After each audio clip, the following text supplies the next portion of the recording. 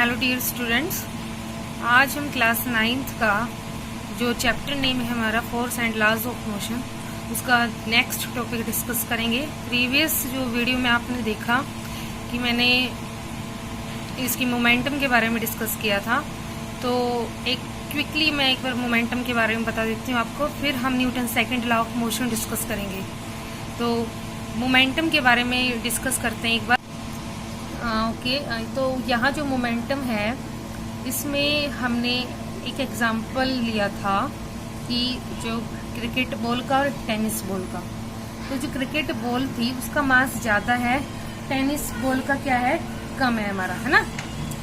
तो यहाँ से आपको पता था जो क्रिकेट बॉल जो हम यदि थ्रो करते हैं और टेनिस बॉल को भी सेम स्पीड से, तो आप देखते हो कि जो क्रिकेट बॉल है वहाँ पे फोर्स ज़्यादा रिक्वायर करना पड़ता है as comparison to tennis ball. ठीक है, वहाँ पे मास क्या था, डिफरेंट था, स्पीड क्या थी, सेम। यदि आप कोई अलग दो ऑब्जेक्ट लेते हो, ठीक है, वहाँ यदि स्पीड क्या करोगे, डिफरेंट करो, मास सेम लो। तो एक तरह से क्या है, मोशन मतलब जो मोमेंटम है हमारा वो डिपेंड किस पे कर रहा है, वो मास पे भी डिपेंड कर रहा है, वो वेलोसिटी पे भी डिपेंड कर रहा है। तो एक तरह से मोमेंटम क्या है कि किसी भी बॉडी में कितना मोशन है, ठीक है, कितना मोशन है, और वो किस पे डिपेंड करता है, मास एंड वेलोसिटी। तो हम उसको बोलते हैं मोमेंटम। तो मोमेंटम का फॉर्मूला हमने देखा। तो मोमेंटम का जो फॉर्मूला होता है m क्रॉस v, और v हमारी जीरो कब होती है, जब मान लीजिए एग्जांपल दिया था मैंने गन और बुलेट का, बिफोर फायरिंग वो रेस्ट पे है, तो रेस्ट पे है तो उसकी स्पीड जीरो होगी, तो मोमेंटम भी जीरो होगा। अब बात करते हैं Newton second law of motion क्या होता है। तो Newton second law of motion के बारे में मैं बताती हूँ। मान लीजिए आप कोई दो बॉडी देखते हैं, है ना, एक हैवी होती है, एक लाइटर बॉडी है। ओके, हैवी, उन दोनों बॉडी पर जो फोर्स एक्ट होगा वो सेम फोर्स एक्ट हो रहा है।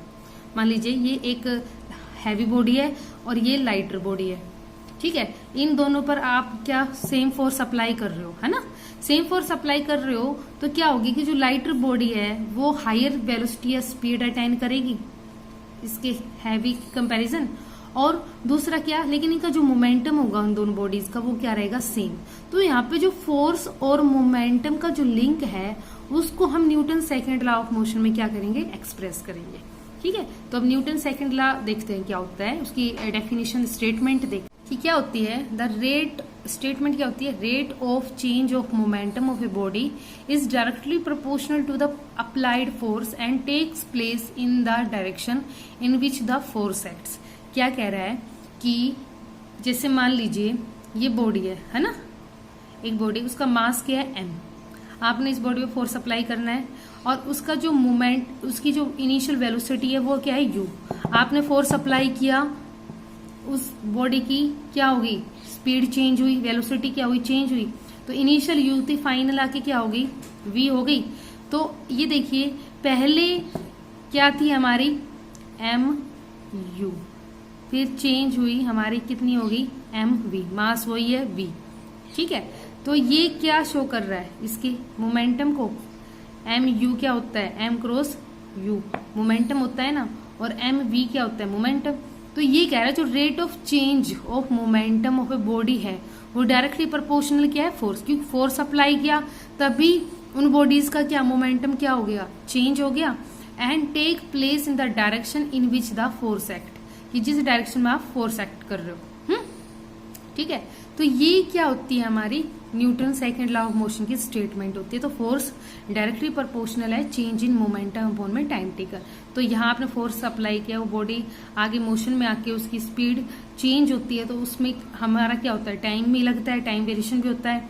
तो फोर्स डायरेक्टली प्रोपोर्शनल क्या है, चेंज इन मोमेंटम अपॉन में टाइम टेकर। अब इसकी डेरिवेशन देख लेते हैं हम। देखिए, consider a body of mass m having an initial velocity u। ठीक है, इनिशियल वेलोसिटी u है और इनिशियल जो मोमेंटम होगा, ठीक है, उस बॉडी का वो कितना हो गया हमारा, mu हो गया। Suppose a force f act on this body for the time t। जब आपने उस बॉडी फोर्स एक्ट किया टाइम t पर, तो क्या हुआ, फाइनल वेलोसिटी होगी वो कितनी होगी हमारी, v हो गई। और फाइनल मोमेंटम कितना बन जाएगा हमारा, mv। पहला इनिशियल मोमेंटम क्या था उस बॉडी का, mu, फाइनल क्या बन गया, mv। ठीक है, तो यहाँ change in momentum of the body क्या बन गया बेटा हमारा mv माइनस mu, और टाइम कितना लगा t। ओके डियर स्टूडेंट, तो यहाँ पे कोई बॉडी है, उसका मास m है, इनिशियल वेलोसिटी u है, और इनिशियल जो मोमेंटम होगा वो कितना बन जाएगा हमारा mu। जैसे ही आप सपोज कीजिए उस बॉडी पर फोर्स एक्ट करते हैं, तो उस बॉडी फॉर टाइम t पर, तो वो फाइनल जो वेलोसिटी होती है हमारी v होती है, और उसका मोमेंटम क्या हो जाएगा mv। तो यहाँ से चेंज इन मोमेंटम आ गया mv माइनस mu। तो न्यूटन सेकंड लॉ क्या था, F directly proportion change in momentum. तो change in momentum mv minus mu by t, तो v माइनस u अपॉन में t। तो ये एक्सप्रेशन देखिए अब आप, ये जो है ये किसको रिप्रेजेंट करता है बेटा, एक्सेलरेशन को रिप्रेजेंट करता है ना। तो एक्सेलरेशन क्या होता है, चेंज इन वेलोसिटी अपॉन में टाइम टेकन। तो यहाँ से इसको हम क्या पुट कर सकते हैं, एक्सेलरेशन। इस कांस्टेंट प्रोपोर्शनलिटी को हटा के हम क्या लिख सकते हैं, प्रोपोर्शनलिटी को हटा के k लिख सकते हैं, k।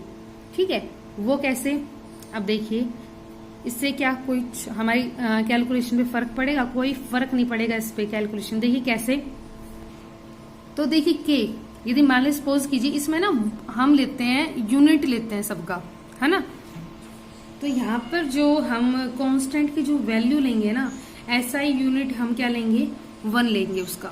ठीक है, तो उससे हमारी कैलकुलेशन पे कोई फर्क पड़ेगा नहीं। जैसे मान लीजिए फोर्स को हम 1 न्यूटन फोर्स लें, मास का 1 किलोग्राम, एक्सेलरेशन 1 मीटर पर सेकंड स्क्वायर, तो यहाँ जब पुट करेंगे तो k की वैल्यू क्या आ जाएगी हमारी, 1 आ जाएगी। तो फॉर्मूला क्या हो गया हमारा, F इजिकल टू ma। ठीक है डियर स्टूडेंट, तो ये हमारा न्यूटन सेकंड लॉ का डेरिवेशन निकल गया।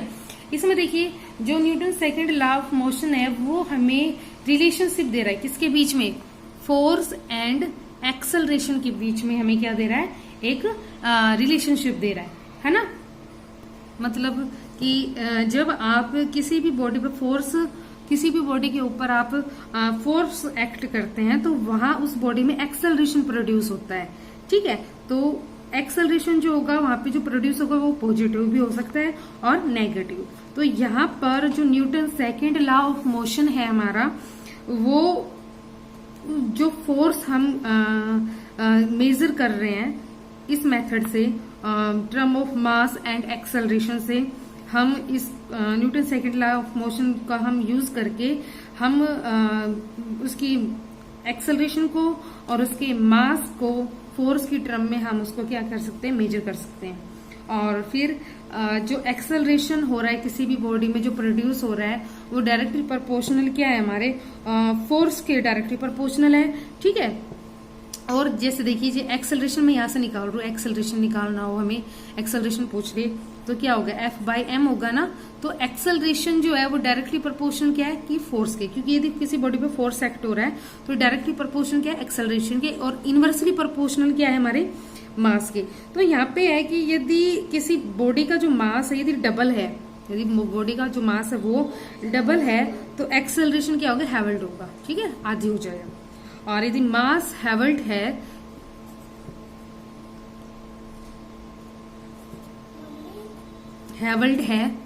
तो आपका क्या, एक्सेलरेशन हैवल्ड है तो आपका जो मास है वो क्या हो जाएगा बेटा, क्या हो जाएगा मास।